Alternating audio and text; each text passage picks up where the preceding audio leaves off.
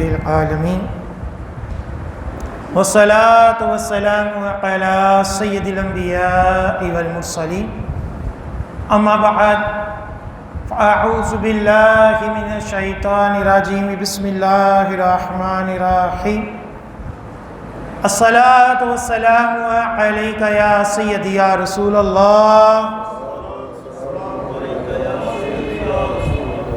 وعلى آلك وأصحابك يا سيدي يا حبيب الله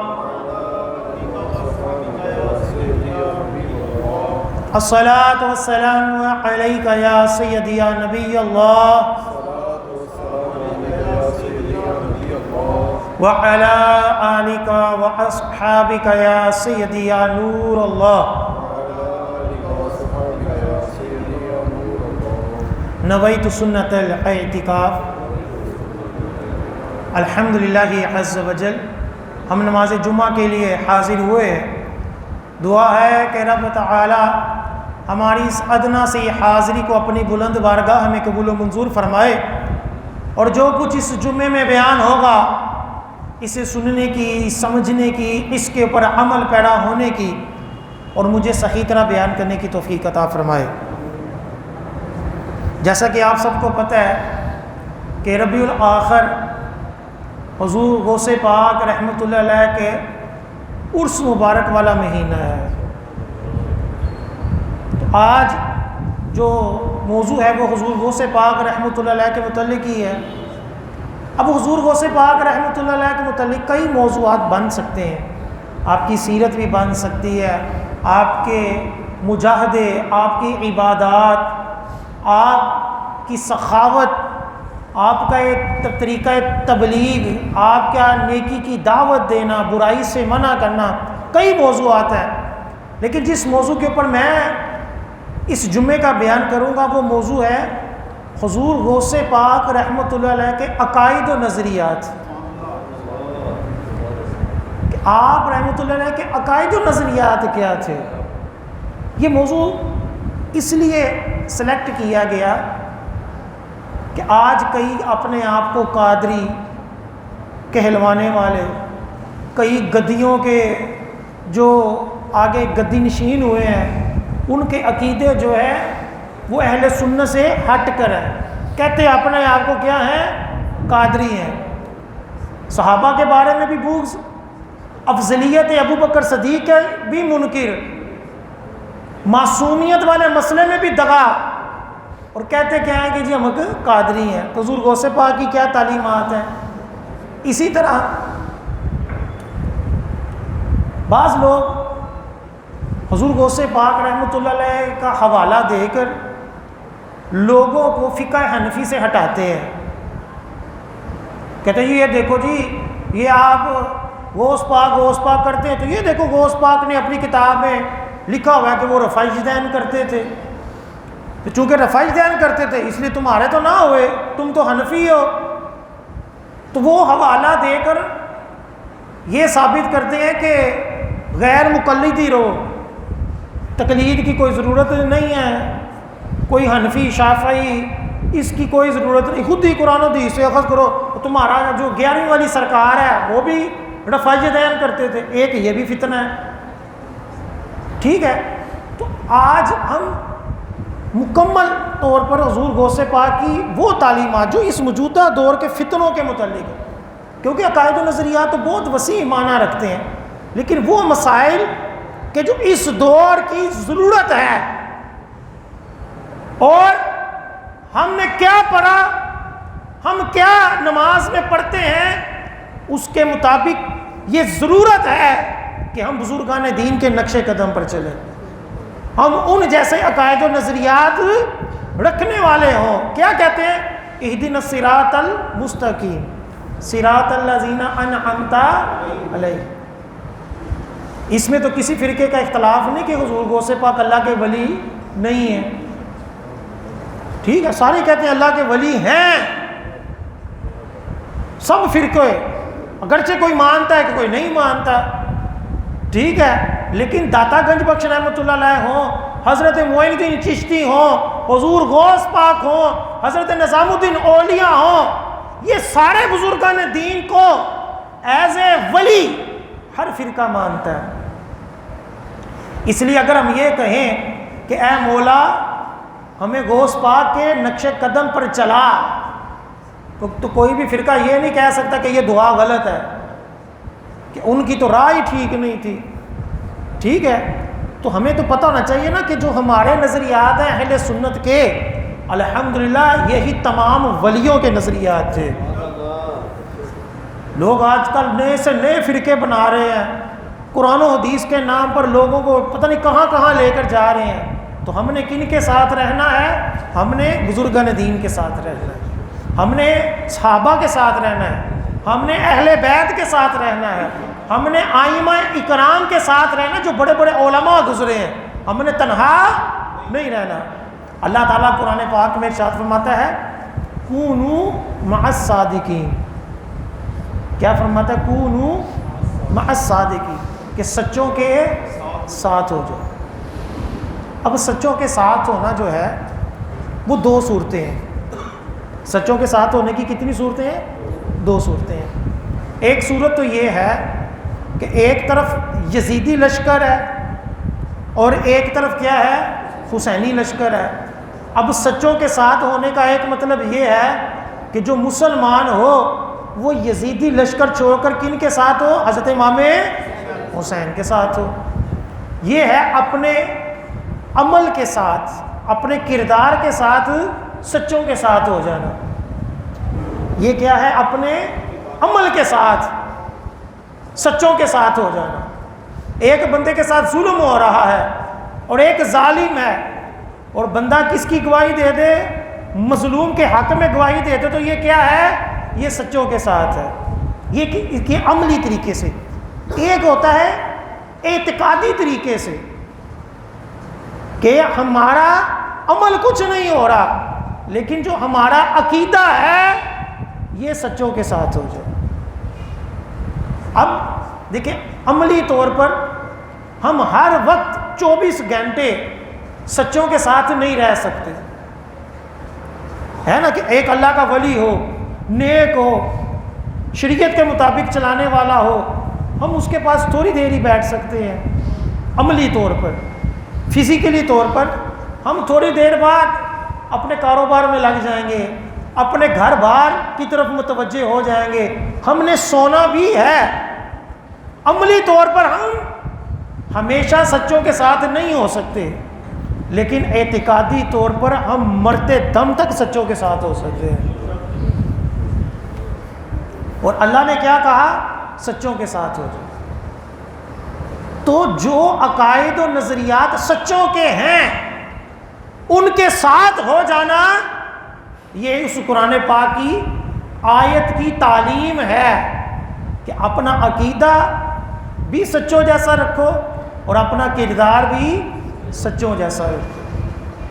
اب جو اصل موضوع ہے حضور غوث پاک رحمۃ اللہ علیہ کا عقائد و نظریات، اس طرف آنے سے پہلے میں ایک قرآن پاک کی آیت پڑھتا ہوں کہ جو یہودی تھے وہ یہ دعویٰ کرتے تھے کہ حضرت ابراہیم ان کے دین میں ہے. عیسائی دعویٰ کرتے تھے کہ حضرت ابراہیم کس کے دین میں ہے؟ ہمارے دین میں ہے. تو دیکھیں فقط دعویٰ کر دینا یہ کافی نہیں ہوتا. یعنی اگر کوئی یہ دعویٰ کرے کہ لو جی جتنے ولی تھے، ایک گمراہ بندہ کہے جی وہ ہمارے عقیدے کے مطابق تھے، وہ غیر مقلد تھے، وہ کسی کی تقلید نہیں کرتے تھے، وہ نہ حنفی تھے، نہ شافعی تھے، نہ چشتی تھے، نہ قادری تھے، نہ سہروردی تھے، کوئی دعویٰ کرتا رہے تو یہ جسٹ ایک دعویٰ ہے، ثبوت کوئی نہیں. تو جسٹ دعویٰ یہودی اور عیسائی بھی کرتے تھے کہ وہ حضرت ابراہیم علیہ السلام کو کیا کہتے تھے؟ یہ تو ہمارے مذہب پہ ہیں. اللہ تعالیٰ نے قرآن پاک میں کیا فرمایا؟ ما کان ابراہیم یہودیا ولا نصرانیا، کہ حضرت ابراہیم علیہ السلام نہ یہودی تھے اور نہ ہی عیسائی تھے. اللہ نے قرآن دعویٰ کرنے سے کیا. اسی طرح آج کئی لوگ اپنے آپ کو اہل سنت کہتے ہیں، جی ہم سنی ہیں، لیکن عقیدے کیا ہیں؟ اہل سنت کے خلاف ہیں۔ تو خالی دعویٰ کافی نہیں ہوگا جب تک 100% عقیدے کیا ہو، اہل سنت جیسے نہ ہو۔ اگرچہ وہ اپنے آپ کو فلاں پیر کا بیٹا کہے، اگرچہ اپنے آپ کو بہت بڑا اعلیٰ ذات والا کہے، نہ پیری مریدی کام آئے گی، نہ اعلیٰ خاندان والا ہونا کام آئے گا جب تک کہ عقیدہ درست نہ ہو۔ یہ بنیاد ہے، اور یہی غوث پاک کی بھی تعلیمات ہے۔ آگے میں انشاءاللہ اس کے اوپر غوث پاک رحمۃ اللہ علیہ کا کلام پیش کروں گا۔ لہٰذا یہ پہلی بات۔ اب جو اکثر میں اپنے بیانات میں کہتا ہوں، اور یہی میری آپ سب احباب کو تعلیمات ہیں، کہ صحابہ سے لے کر آج تک اور قیامت تک ایک ہی گروہ، ایک ہی فرقہ جنتی ہے، اور وہ کون سا ہے؟ اہل سنت ہے۔ حدیث پاک میں کہا 73 میں سے ایک جنت میں جائے گا، اور وہ جو ایک جائے گا اس کی صراحت ہم نہیں کر رہے، بلکہ یہ 1400 سال میں جتنے ائمہ کرام آئے، جتنے صوفیہ کرام آئے، صحابہ کرام، تابعین، امام ابو حنیفہ، امام شافعی، یہ ساری بزرگ ہستیوں نے اپنی کتابوں میں واضح طور پر اس گروہ کے بارے میں کہا کہ وہ گروہ کون سا ہے؟ اہل سنت۔ لہٰذا آج کوئی مولوی اٹھ کے کہ جی میں کسی فرقے میں نہیں، میں بس مسلمان ہوں، تو وہ کیا ہے؟ وہ ایک نیا فرقہ ہے، وہ گمراہ ہے۔ کہ جب ساری دنیا 1400 سال میں سارے بڑے بڑے صوفیاء، بڑے بڑے علماء، وہ اپنے آپ کو اہل سنت میں شامل کرتے رہے، تو ہمیں بھی کیا کرنا ہے؟ اسی گروہ میں رہنا ہے۔ اب حضور غوث پاک رحمۃ اللہ علیہ کی طرف جو منسوب کی جاتی ہے کتاب غنیۃ الطالبین ہے۔ کون سی کتاب ہے؟ غنیۃ الطالبین۔ اس میں کچھ چیزیں بد مذہبوں نے ایڈ کی ہیں، لیکن بہرحال یہ کتاب حضور غوث پاک رحمۃ اللہ علیہ کی ہے۔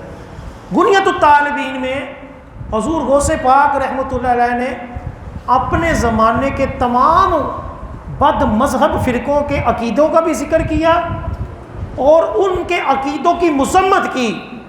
ان کے عقیدوں کی کیا کی؟ مذمت کی۔ یہ جو کئی پیر ہوتے ہیں نا جی، کسی نے برے نہ کہو، کسی نے برا نہ کہو، یہ بھی 2 نمبری ہے۔ برے کو برا کہو اور اچھے کو کیا کہو؟ اچھا کہو۔ اب سارے عقیدے بیان کر کر حضور غوث پاک آخر میں کیا فرماتے ہیں؟ فَيَكُونُ عَلَىٰ عَقِيدَةِ السَّلَفِ صالح اہل السنہ۔ حضور غوث پاک فرماتے ہیں بد مذہبوں کا تذکرہ کر کے، فرماتے ہیں پس وہ عقیدہ جس کے اوپر پچھلے لوگ رہے، صحابہ سے لے کر تابعین، تبع تابعین، حضور غوث پاک فرماتے ہیں پچھلے تمام بڑے علماء صوفیہ جس عقیدے پہ رہے، وہ عقیدہ اہل سنت ہے۔ یہ کون فرما رہے ہیں؟ حضور غوث پاک۔ غنیۃ الطالبین صفحہ نمبر 836، اس کے اندر آپ کیا فرماتے ہیں کہ عقیدہ اہل سنت جس کے اوپر تمام کار بند رہے، وہ کون ہے؟ وہ عقیدہ اہل سنت ہے۔ پھر غنیۃ الطالبین کے صفحہ نمبر 192 کے اندر فرماتے ہیں الفرقۃ الناجیہ فہی اہل السنہ والجماعہ۔ فرماتے ہیں کہ 72 فرقوں کا تذکرہ کر کر کہ حدیث پاک میں فرمایا کہ 72 جہنم میں جائیں گے اور ایک جو ہے وہ جنت میں جائے گا۔ حضور غوث پاک فرماتے ہیں جو ایک نجات والا جنتی فرقہ ہے، حضور غوث پاک فرماتے ہیں وہ اہل سنت ہے۔ اللہ اکبر یا رسول اللہ۔ یہ پہلا عقیدہ اہل سنت کا حضور غوث پاک نے ہمیں بتا دیا۔ اب کوئی اپنے آپ کو قادری کہے اور یہ کہے کہ میں کسی فرقے میں نہیں، یا میں کسی فرقے کو برا نہیں کہتا، تو وہ حضور غوث پاک کی تعلیمات کے اوپر کاربند نہیں ہے۔ دوسرا، غوث پاک کا عقیدہ جو الحمدللہ اہل سنت کا ہے کہ قبر والوں کو سلام کیا جائے، بزرگان دین کی قبر پر جب آیا جائے تو بزرگان دین عام مسلمان بھی اس آنے والے کا سلام بھی سنتے ہیں اور اس کا جواب بھی دیتے ہیں۔ اگر وہ جواب سنتے ہی نہیں، سلام سنتے ہی نہیں، تو بے جان چیز کو سلام کرنے کی شریعت نے کیوں ترغیب دی؟ حدیثوں میں کیوں آیا کہ قبرستان جاؤ تو یہ کہو السلام علیکم یا اہل القبور؟ جب وہ سنتے ہی نہیں، جب ان کو پتہ ہی کچھ نہیں، تو شریعت نے یہ کیوں نہیں کہا کہ اے جاندے جاندے دیوار نو ہی سلام کری جاؤ، اے پتھر نو سلام کری جاؤ، اے احد پہاڑ نو سلام کری جاؤ؟ نہیں نہ کہا۔ قبر والوں کو کیوں کہا؟ ہم جب کہتے ہیں کہ یہ قبر والے سنتے ہیں، جانتے ہیں، تو کہا جاتا ہے یہ تو شرکی ہے۔ تو حضور غوث پاک کیا فرماتے ہیں؟ آپ فرماتے ہیں کہ جب نبی کریم صلی اللہ علیہ وسلم کی بارگاہ میں حاضری دو، حج کرو، مدینہ دیکھو، سرکار کی بارگاہ میں حاضری دو تو کس طرح سلام عرض کرو؟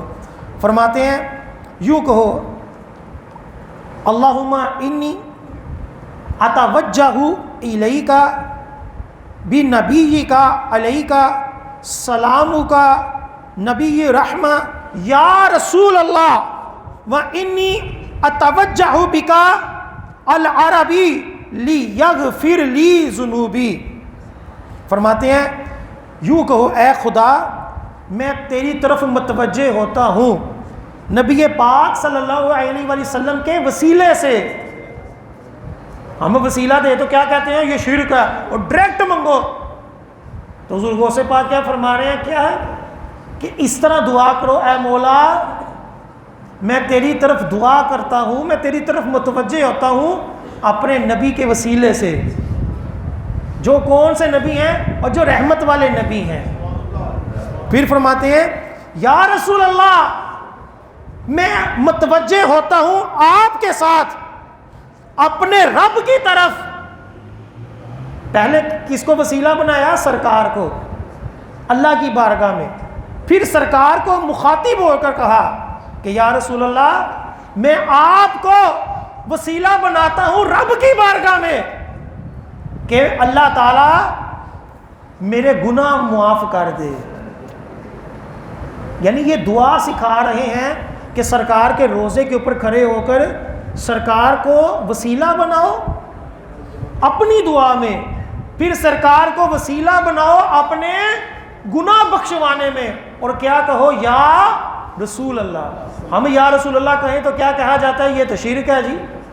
ہم یا داتا کہیں تو کیا کہا جاتا ہے؟ یہ تو شرک ہے۔ میں اس منبر کے اوپر بیٹھ کر کہتا ہوں، اور کوئی اگر اس کے اوپر میں سے بحث کرنا چاہے تو میں وہ بھی تیار ہوں۔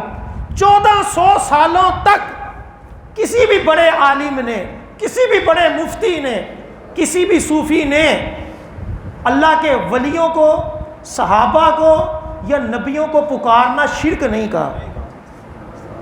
1400 سالوں میں، یہ چند سالوں میں یہ شرک بدعت کی آوازیں اٹھنا شروع ہوئیں، ورنہ کئی صدیوں پرانے بزرگوں کی کتابوں میں یہ صراحت ہے۔ علامہ خیر رملی رحمۃ اللہ علیہ اس دور کے نہیں، کئی صدیوں پرانے بزرگ ہیں، انہوں نے اپنے فتاوی میں واضح طور پر کہا ہے اگر کوئی بندہ یا غوث کہتا ہے یا علی کہتا ہے تو اس میں کوئی حرج نہیں ہے۔ کیوں؟ کیونکہ وہ اس کو کیا بناتا ہے؟ وسیلہ بناتا ہے۔ ہم کسی بھی ولی کو، کسی بھی صحابی کو، کسی بھی نبی کو خدا نہیں سمجھتے، ٹھیک ہے؟ جاہل سے جاہل بندہ بھی کیا کہتا ہے کہ یہ اللہ کے دوست ہیں، یہ ولی اللہ ہے۔ ولی اللہ کا معنی ہی ہوتا ہے اللہ کا دوست۔ تو حضور غوث پاک اپنی کتاب کے اندر سرکار کی بارگاہ میں حاضری کے آداب سکھا رہے ہیں، اور صفحہ نمبر 33 اور غنیت الطالبین، اس کتاب کے اندر آپ سرکار کو وسیلہ بنانا بھی اور یا رسول اللہ کہنا بھی جائز کہہ رہے ہیں۔ اسی طرح جب سرکار کے روزے پر جاؤ، ہو سکتا ہے کہ کوئی یہ کہے کہ چلو جی سرکار کو یا رسول اللہ کہنا تو ٹھیک ہے، اور لیکن جو تم یا علی کہتے ہو یا غوث کہتے ہو یہ کہاں سے آ گیا؟ چلو سرکار کو یا رسول اللہ کہہ لو، اس کے اوپر حدیثیں بھی ہیں۔ حضرت ابن عمر صحابی رسول کا جب پاؤں سو گیا تو کسی نے کہا کہ اس کو یاد کرو جس کو سب سے زیادہ پیار کرتے ہو، تو انہوں نے کیا کہا؟ یا رسول اللہ۔ امام بخاری کے استاد امام بخاری نے الادب والمفرد کے اندر اس حدیث پاک کو نقل کیا، اور سویا ہوا جو پاؤں تھا وہ ٹھیک ہو گیا، اور باقاعدہ وظیفوں کے اندر یہ وظیفہ لکھا جاتا ہے کہ جب کسی کا پاؤں سو جائے تو وہ یا رسول اللہ کہے تو پاؤں ٹھیک ہو جائے گا۔ کیوں؟ کہ صحابی رسول نے کہا ہے۔ اب آگے چلتے ہیں۔ اب ہو سکتا ہے کہ کوئی کہے گا جی کسی اور کو دکھاؤ، تو حضور غوث پاک آگے چل کر صفحہ نمبر 34 کے اندر ادب بتا رہے ہیں کہ جب سرکار کی بارگاہ میں حاضری دو، روزہ رسول کے اوپر سرکار کو وسیلہ بناؤ، پھر آگے ابو بکر صدیق اور عمر فاروق کی بارگاہ میں پیش ہو جاؤ، اور پھر کیا کہو؟ یوں کہو السلام علیکما یا صاحبی رسول اللہ ورحمۃ اللہ وبرکاتہ یا عمر الفاروق، یا عمر الفاروق، اے عمر فاروق، اے ابو بکر صدیق، اے عمر فاروق، میں آپ کو سلام پیش کرتا ہوں۔ اے وہ عمر، اے وہ ابو بکر کہ جو سرکار صلی اللہ علیہ وسلم کے صاحب ہیں۔ یار عمر کہا کہ نہیں کہا؟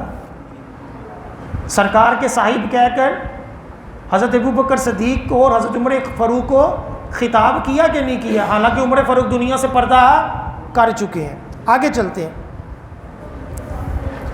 آگے حضور غوث پاک رحمۃ اللہ علیہ فرماتے ہیں وَنُؤْمِنُ بِأَنَّ الْمَيِّتِ يَعْرِفُ مَنْ تَزُودَهُ عَطَاهُ۔ آپ فرماتے ہیں کہ جب عام میت کے پاس، عام مردے کے پاس قبرستان میں جو بھی آتا ہے تو وہ میت اس کو پہچانتی ہے۔ حضور غوث پاک فرماتے ہیں کہ جب ہم کسی قبر پر جاتے ہیں، اپنے والد کی قبر پر جائیں، اپنے دادا کی، نانا کی، والدہ کی، تو یہ قبر پر جانا کوئی فضول نہیں ہے۔ وہ میت جو ہے وہ پہچانتی ہے کہ میرا بیٹا میری قبر پر آیا ہے۔ اور حدیث پاک میں فرمایا گیا کہ میت کو دنیا میں جس سے محبت ہو، اگر وہی شخص اس کی قبر پر آ جائے تو میت کو خوشی بھی ہوتی ہے۔ مر گیا مردود، نہ فاتحہ نہ درود، یہ اہل سنت کا عقیدہ نہیں ہے۔ ہمیں کیا حکم ہے؟ اپنے مرنے والوں کو اپنی دعاؤں میں یاد رکھو، قبرستان کی زیارت کرو، اپنے مرحومین کی قبروں کی زیارت کرو، ان کے لیے دعا مانگو۔ اور یہی جو تعلیم ہے یہ کس کی ہے؟ یہ حضور غوث پاک رحمۃ اللہ۔ اب آ جائیں اس بات کی طرف جو میں نے شروع میں کہا کہ کئی لوگ حوالے دے کر غوث پاک کی کتاب کے، غنیۃ الطالبین کی کتاب کے حوالے دے کر کہتے ہیں جی وہ 11ویں والی سرکار تو رفع یدین کرتی تھی نماز میں، وہ تو تمہارے عقیدے کے ہے ہی نہیں۔ اب سنیں کہ امام حضور غوث پاک رفع یدین کیوں کرتے تھے؟ ہم بھی مانتے کرتے تھے۔ پہلی بات تو یہ ہے، ہم یہ مانتے ہیں کہ حضور غوث پاک رحمۃ اللہ علیہ کیا کرتے تھے؟ نماز میں رفع یدین کرتے تھے۔ کیوں کرتے تھے؟ اس لیے کرتے تھے کہ آپ حنبلی فقہ کو فالو کرتے تھے۔ آپ کس فقہ کو فالو کرتے تھے؟ حنبلی۔ یہ یاد رکھیں، 4 اماموں میں سے 4 امام کون کون سے ہیں؟ امام شافعی، امام مالک، امام احمد بن حنبل اور امام ابو حنیفہ رحمۃ اللہ علیہ۔ یہ چاروں کے چاروں امام ہیں، اور ہم شروع سے پڑھتے آئے ہیں، ہم نے اپنی کتابوں میں بھی بچپن میں پڑھا کہ چاروں امام کون ہیں؟ سنی ہیں اور حق ہیں۔ جو جس کی پیروی کرتا ہو اس میں کوئی حرج نہیں ہے کرنے۔ تو اگر جو حنبلی فقہ کو فالو کرنے والے ہیں، جو حنبلی ہیں، وہ رفع یدین کریں تو ہمیں کوئی اس کے اوپر اعتراض نہیں ہے۔ جو شافعی ہیں، امام غزالی شافعی ہیں، اتنے بڑے امام، اور بڑے بڑے علماء، بڑے بڑے صوفیاء وہ شافعی تھے، اور شافعی جو ہیں وہ رفع یدین کرتے ہیں، ہمیں اس کے اوپر اعتراض نہیں ہے. 2 امام رفع یدین کرتے ہیں, 2 نہیں کرتے. اختلاف اس کے اوپر نہیں ہے.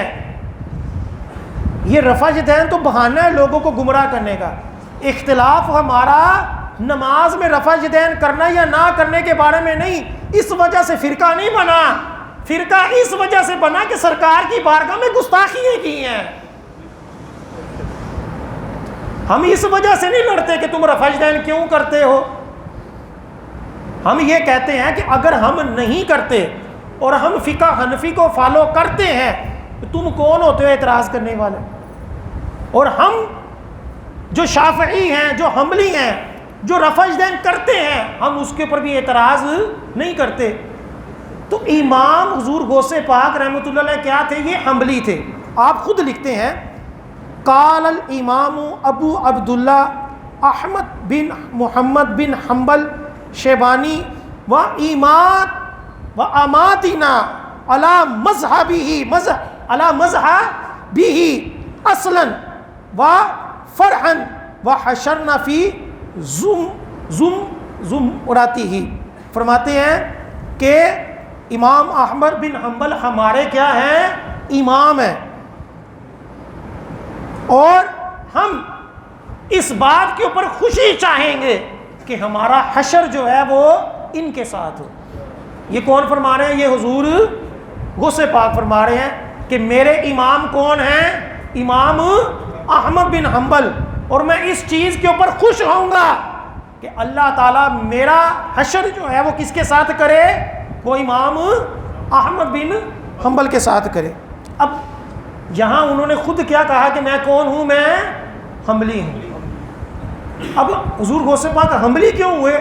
تو بعض علماء نے لکھا کہ حضور غوث پاک کے دور میں فقہ حنبلی جو تھی وہ ختم ہو رہی تھی. تو آپ نے نہیں چاہا کہ چاروں فقہ میں سے کوئی ایک فقہ جو ہے وہ ختم ہو جائے.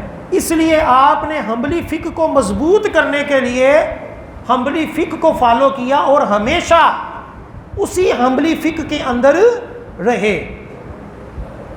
ہم یہ کہتے ہیں کہ جو کسی ایک فقہ کو فالو کرے تو ہمیشہ اسی کو ہی فالو کرے. یہ نہیں ہے کہ آج حنبلی ہو جائے, کل مرضی کا فتویٰ ملے تو شافعی ہو جائے, جس طرح غیر مقلد کرتے ہیں کہ جہاں سے رعایتی فتویٰ ملے وہ لے لو. ایسا نہیں ہوتا. اب حضور غوث پاک کیا ہیں؟ وہ حنبلی ہیں, رفع یدین کرتے ہیں. اب حضور غوث پاک کے اساتذہ میں, آپ کے اکابرین میں چلے جائیں, سلسلہ قادریہ میں چلے جائیں, تو آپ کے اکابرین میں سے حضرت سیری سکتی رحمۃ اللہ علیہ آتے ہیں. اور سیری سکتی جو تھے وہ حنبلی تھے, وہ حنفی تھے. حضور داتا سرکار رحمۃ اللہ علیہ حنفی تھے. حضور معین الدین چشتی رحمۃ اللہ علیہ وہ بھی حنفی تھے. ہندوستان پاکستان کے تمام صوفیہ سنی بھی تھے اور حنفی بھی تھے. تو اختلاف یہ نہیں, حنفی ہوں, شافعی ہوں, چشتی ہوں, سہروردی ہوں, نقشبندی ہوں, یہ سارے کے سارے کون ہیں؟ سنی ہیں. اور ہمارے سروں کے کیا ہیں؟ تاج ہیں. ہم سب کو مانتے ہیں. اور حضور غوث پاک نے کیا فرمایا سنیں. آپ فرماتے ہیں, گنیت الطالبین ہے, صفحہ نمبر 143 ہے. آپ فرماتے ہیں کہ جو شخص جس فقہ کو فالو کر رہا ہے, حضور غوث پاک گنیت الطالبین میں فرما رہے ہیں کہ جو شخص جس فقہ کو فالو کر رہا ہے دوسرا بندہ اس کے اوپر اعتراض نہ کرے. یہ ہمارا سیدھا سیدھا مسئلہ ہے. ہم یہ کہتے ہیں کوئی بھی فرقہ ہو, ہم کہتے ہیں تم رفع یدین کرو نہ کرو, تمہاری مرضی ہے.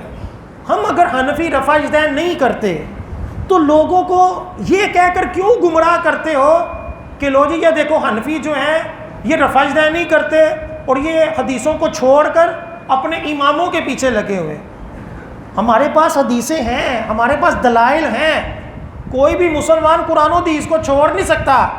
لیکن ہم یہ کہتے ہیں ہم ان ائمہ کرام کے ساتھ چل کر قرآن و حدیث کے اوپر عمل کرتے ہیں کہ ہم خود قرآن و حدیث کا علم رکھنے والے نہیں ہیں. اس وجہ سے ہم کس کو فالو کرتے ہیں؟ فقہ حنفی کو فالو کرتے ہیں.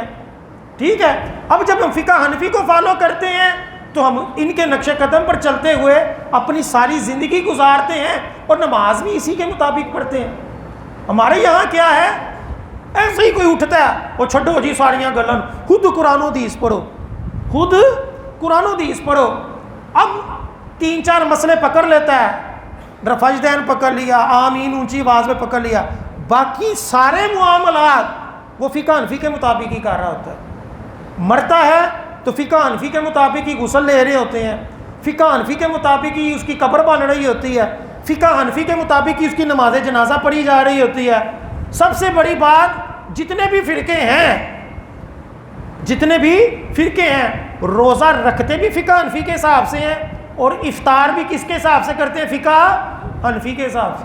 ایڈے ہی تسی پڑھ لکھ گئے ہو, ایڈی ہی تانوں حدیثاں آ گئی ہیں, تو پورا اپنا نظام الگ کرو کہ بھائی ہم ایک نیا فرقہ لے کر آئے ہیں, اب ہم فقہ حنفی کی کوئی بھی بات نہیں مانیں گے, ہمارا جینا مرنا یہ ہمارا پوری فقہ ہوگی. آج تک یہ میں آپ کو ایک بڑی پتے کی بات بتا رہا ہوں, 1400 سال ہو گئے, بڑے بڑے مولوی آئے جنہوں نے لوگوں کو گمراہ کرنے کی کوشش کی. 1400 سال تک 4 فقہ کے علاوہ کوئی 5ویں فقہ نہیں بنا سکے. 5ویں فقہ کوئی بھی بنا نہیں سکا. کیوں؟ کیونکہ فقہ اتنی آسانی سے نہیں بنتی.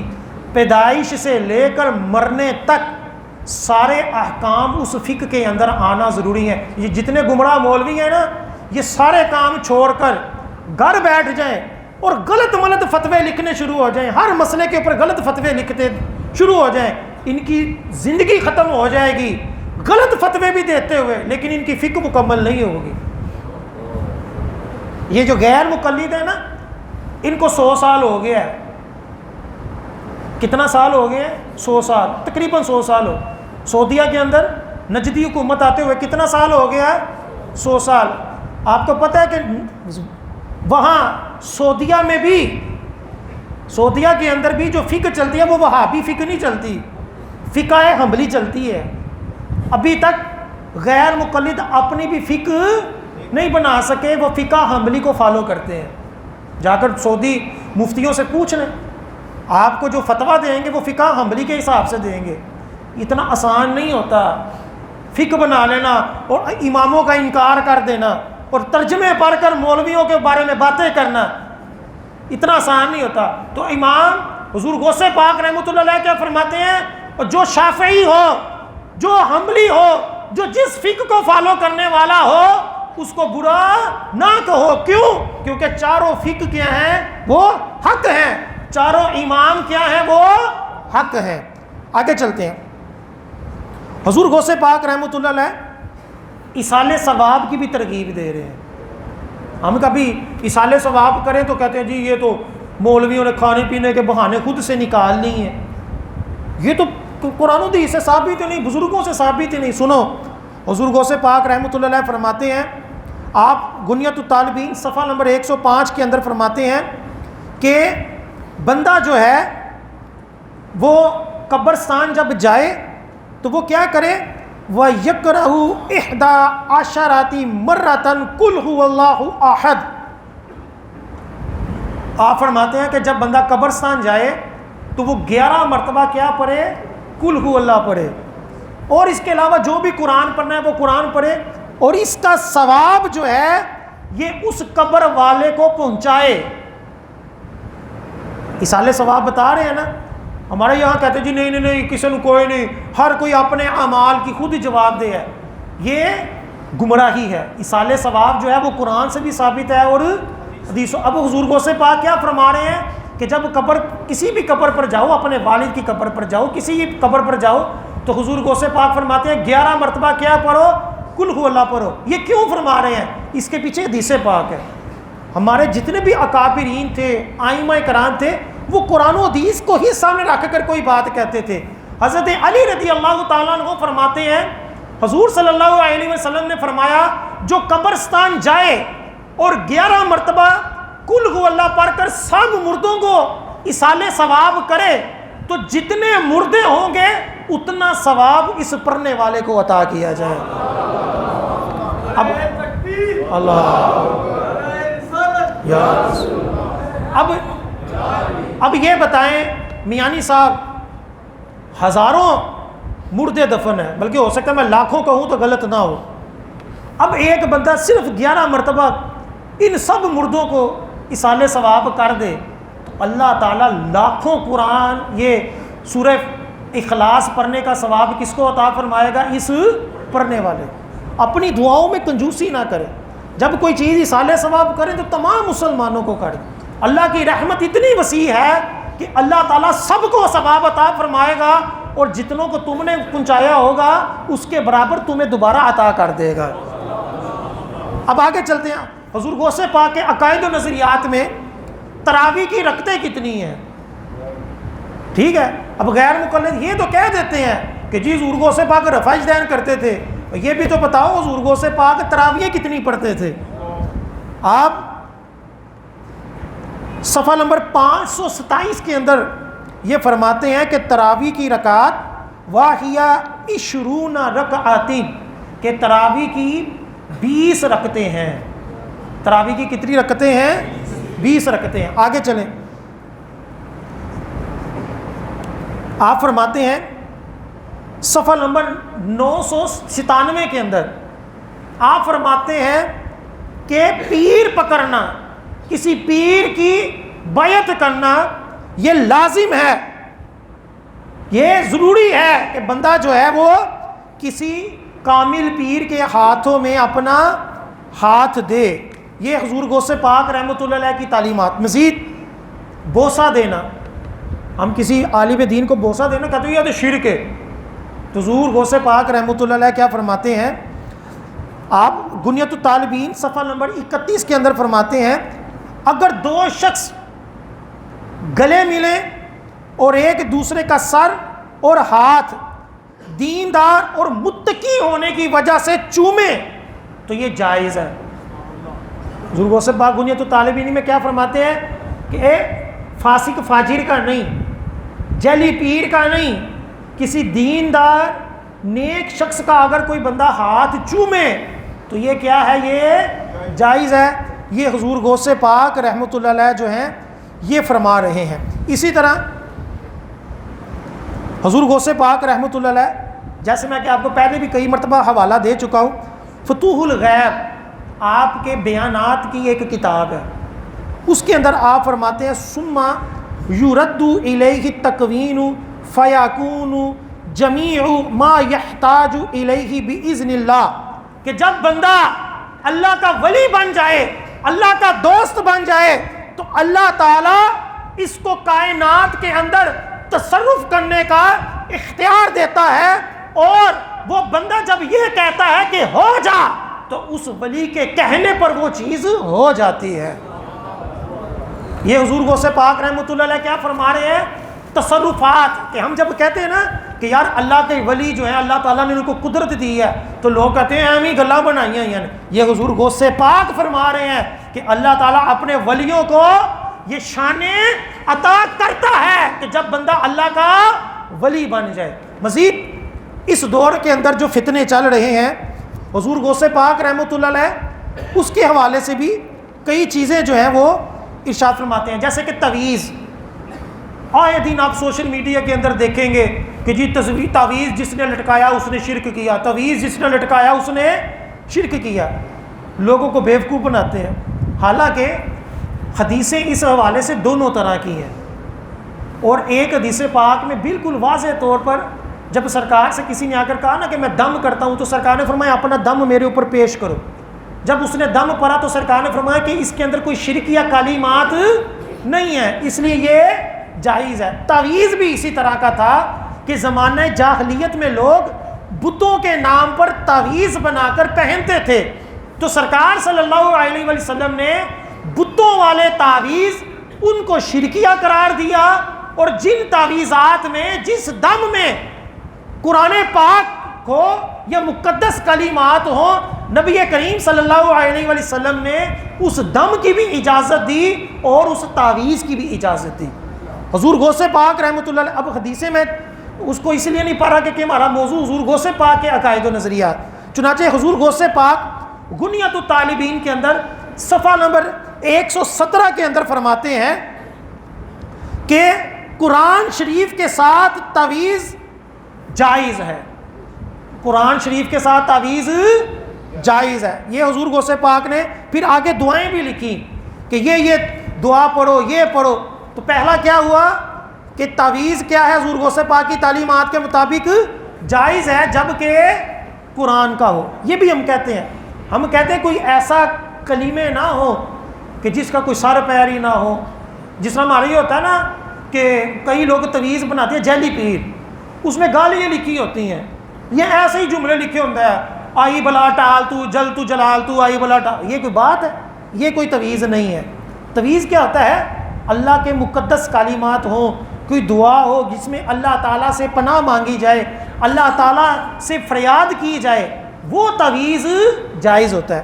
اسی طرح معراج کی رات میں نبی کریم صلی اللہ علیہ وسلم نے اللہ تعالیٰ کا دیدار کیا یا نہیں کیا، اس کے اوپر بھی اختلاف ہے. حضور غوث پاک گنیت الطالبین صفحہ نمبر 164 کے اندر فرماتے ہیں ہم ایمان رکھتے ہیں، یہ حضور غوث پاک فرما رہے ہیں، ہم ایمان رکھتے ہیں کہ رسول خدا صلی اللہ علیہ وسلم نے شب معراج اپنے رب کو جسمانی آنکھوں سے دیکھا، دل کی آنکھوں سے نہ دیکھا، نہ خواب میں دیکھا، بلکہ کس سے دیکھا؟ سر کی آنکھوں سے اللہ تعالیٰ کو دیکھا. یہ حضور غوث پاک کی عقائد و نظریات میں یہ بھی ہو گیا کہ آج جو یہ کہتے ہیں جی سرکار نے تو نہیں دیکھا معراج کی رات اللہ کو، ٹھیک ہے، اور حدیث پاک بھی پیش کرتے کہ حضرت عائشہ فرماتی ہیں معراج کی رات تو سرکار میرے پاس ہی رہے. تو حضور غوث پاک نے واضح کر دیا کہ سرکار صلی اللہ علیہ وسلم نے خواب میں اللہ کا دیدار نہیں کیا، بلکہ کس سے کیا؟ سر کی آنکھوں سے جسمانی طور پر اللہ تعالیٰ کا دیدار کیا. اسی طرح حضرت امیر معاویہ والے مسئلے میں کئی پیر بکواس کرتے ہیں، حضرت امیر معاویہ کو گالیاں دیتے ہیں. سنیں حضرت غوث پاک کیا فرماتے ہیں، صفحہ نمبر 186 گنیت الطالبین کی کتاب ہے. آپ فرماتے ہیں حضرت معاویہ بن ابو سفیان رضی اللہ تعالیٰ عنہ کی خلافت، حضرت علی رضی اللہ تعالیٰ عنہ کی شہادت اور امام حسن ابن علی رضی اللہ تعالیٰ عنہ کا خلافت سے دستربردار ہو کر اپنے خلافت میں حضرت امیر معاویہ کو سونپنے کے بعد حضرت امیر معاویہ کی جو سلطنت تھی یہ صحیح اور ثابت ہے. تائید کر رہے ہیں کہ حضرت امیر معاویہ کی جو سلطنت بنی یہ کیا تھی؟ یہ صحیح تھی. تب صحیح تھی جب حضرت حسن رضی اللہ تعالیٰ عنہ نے اپنی جو خلافت تھی وہ حضرت امیر معاویہ رضی اللہ تعالیٰ عنہ کو دے دی. آپ فرماتی ہیں امام حسن کے اس اقدام سے رسول اللہ صلی اللہ علیہ وسلم کے دو بڑے گروہوں میں صلح کروا دینے والی حدیث پاک جو تھی وہ پوری کی پوری صادق ہو گئی کہ سرکار نے فرمایا تھا کہ میرا یہ بیٹا جو ہے وہ کیا کرے گا، یہ دو گروہوں میں کیا کرے گا، وہ صلح کروائے گا. اسی طرح یہ بھی تعلیمات حضور غوث پاک کی، یہ جعلی پیر، یہ گمراہ مولویوں کو جو اپنے آپ کو قادری کہہ کر حضرت امیر معاویہ رضی اللہ تعالیٰ کی شانوں میں گستاخیاں کرتے ہیں، یہ ان کے لیے ہے. صفحہ نمبر 188 کے اندر حضور غوث پاک رحمۃ اللہ علیہ فرماتے ہیں اہل سنت کا اتفاق ہے کہ جن باتوں میں صحابہ کرام کے درمیان اختلاف ہے ان سے اپنی زبانوں کو روکا جائے. یہ حضور غوث پاک رحمۃ اللہ علیہ کی واضح تعلیمات ہے. پھر آگے حضور غوث پاک رحمۃ اللہ علیہ واضح طور پر صحابہ کرام کے بارے میں کیا فرماتے ہیں. آپ واضح طور پر حضرت ابو بکر صدیق رضی اللہ تعالیٰ عنہ کی افضلیت کا بالکل واضح انداز میں اقرار کرتے ہیں اور فرماتے ہیں کہ حضرت جو 10 عشرہ مبشرہ صحابہ تھے ان کا ذکر کیا نا پہلے کہ 10 عشرہ مبشرہ صحابہ کون کون تھے. ان 10 عشرہ مبشرہ صحابہ کا ذکر کر کر حضور غوث پاک رحمۃ اللہ علیہ فرماتے ہیں کہ سب سے افضل تمام ان 10 صحابہ میں، عشرہ مبشرہ صحابہ میں سب سے افضل جو صحابی ہیں وہ حضرت ابو بکر صدیق رضی اللہ تعالیٰ، پھر حضرت عمر فاروق ہیں، پھر حضرت عثمان غنی ہیں، پھر حضرت علی ہیں. یہ کس کا عقیدہ ہے؟ یہ ہمارے غوث پاک رحمۃ اللہ علیہ کا واضح عقیدہ ہے۔ اسی طرح آپ رحمۃ اللہ علیہ فرماتے ہیں کہ معجزات بھی حق ہیں اور کرامتیں بھی جو ہیں وہ کیا ہیں، وہ حق ہیں۔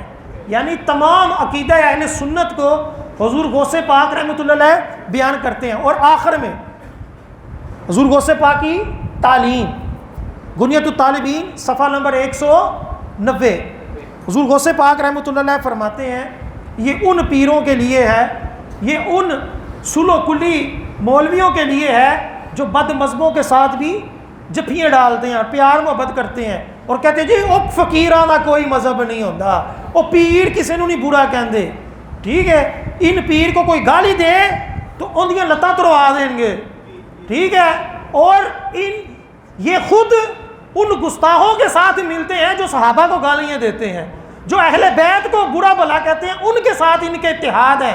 سنیں حضور غوث پاک رحمۃ اللہ علیہ کیا تعلیم دیتے ہیں، صفحہ نمبر 190 غنیۃ الطالبین۔ آپ فرماتے ہیں دانش مند مومن پر یہ لازم ہے کہ وہ گمراہ لوگوں سے تعلق نہ رکھے اور نہ ان کی محبت اور قربت اختیار کرے، نہ ان کو سلام کرے۔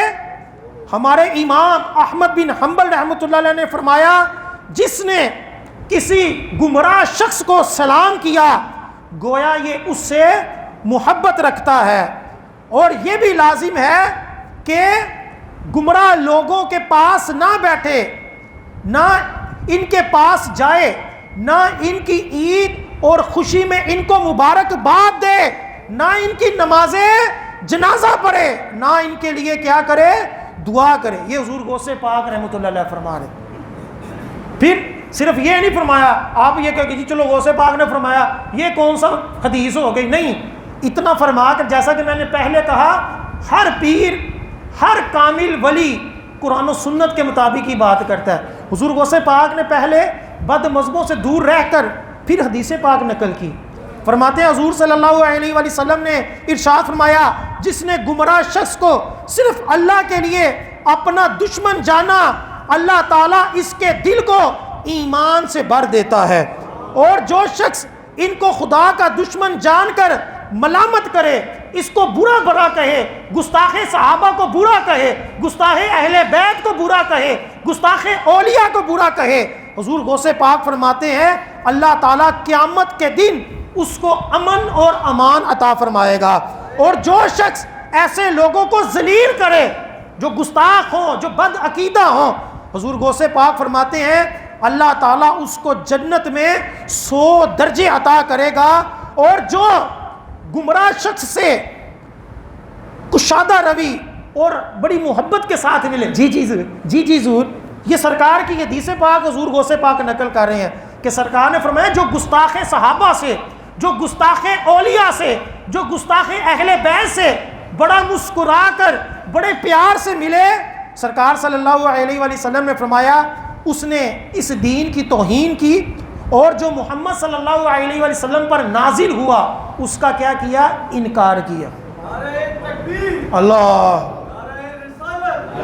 یا رسول اللہ یا رسول۔ تو آج جو میرا موضوع تھا وہ یہ تھا کہ حضور غوث پاک کے عقائد و نظریات کیا ہے۔ میں نے آپ کو تمام جو اہم مسائل تھے اس کے حوالے سے حضور غوث پاک کی یہ 2 کتابیں ہیں، ایک آپ کی خود اپنی کتاب غنیۃ الطالبین وہاں سے پڑھ کر دیا، اور ایک دوسری کتاب ہے جو آپ کی سیرت کے اوپر لکھی گئی ہے۔ ان 2 کتابوں سے میں نے جو ہے یہ آپ کو دلائل پیش کیے ہیں کہ حضور غوث پاک کے وہی عقائد و نظریات ہیں جو دیگر اولیاء کے ہیں اور الحمدللہ اہل سنت کے ہیں۔ اللہ تعالی ہمیں انہی عقائد و نظریات کے اوپر قائم دائم رہنے کی اور ان ولیوں کا، ان صحابہ کا ادب و احترام کرنے کی توفیق عطا فرمائے، آمین ثم آمین۔ ابھی اذان ہوگی، اس کے بعد آپ سنتے ہیں۔